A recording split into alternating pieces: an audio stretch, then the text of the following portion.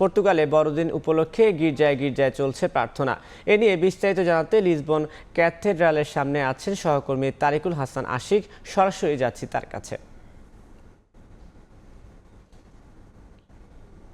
নানা ধর্মীয় আনুষ্ঠানিকতার মধ্য দিয়ে পর্তুগালে উদযাপিত হচ্ছে খ্রিস্টান ধর্মাবলম্বীদের সবচেয়ে বড় ধর্মীয় উৎসব বড়দিন। সন্ধ্যা থেকে আমরা দেখেছি যে লিসবনের বিভিন্ন গির্জায় গির্জায় কিন্তু খ্রিস্টান ধর্মাবলম্বীরা উপস্থিত হতে শুরু করেছেন।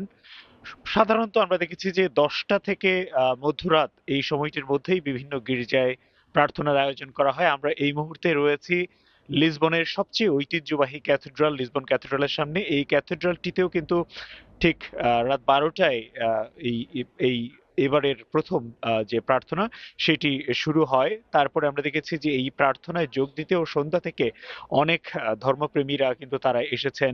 এসে আগেই এখানে তাদের যে জায়গা সেটি ধরে রেখেছেন। তারপরে রাষ্ট্রীয় বিভিন্ন পর্যায়ের যারা রয়েছেন তারাও এই গির্জাতেই বিভিন্ন প্রার্থনায় অংশ নেন। সো এই প্রার্থনার পাশাপাশি পর্তুগিজদের উদযাপনের বিভিন্ন ধরনের আয়োজন রয়েছে। আমরা যদি সেই আয়োজনগুলোর কথা বলি, অর্থাৎ আজকে বড়দিনের এই প্রথম অংশের আগে এই পর্তুগিজরা সাধারণত তাদের পরিবার নিয়ে কডফিশের একটি বিশেষ আইটেম দিয়ে তারা নৈশভোজ করেন। তার সাথে থাকে বিভিন্ন রকমের পর্তুগালের ঐতিহ্যবাহী বিভিন্ন কেক। এই কেকগুলির খাবার পরেই তারা কিন্তু গির্জাগুলোতে যান এবং প্রার্থনায় অংশ নেন। এখনো যেহেতু বিশ্ব অস্থিতিশীল রয়েছে, তাই এবারের বড়দিনের প্রার্থনায়ও কিন্তু রয়েছে বিশ্ব শান্তি কামনা। অর্থাৎ এখানে যারা এসেছেন প্রার্থনা করতে তাদের সাথে আমরা কথা বলেছি, তারা জানিয়েছেন তারাও এবার প্রার্থনায় এই বিশ্ব শান্তিকেই প্রাধান্য দিচ্ছেন।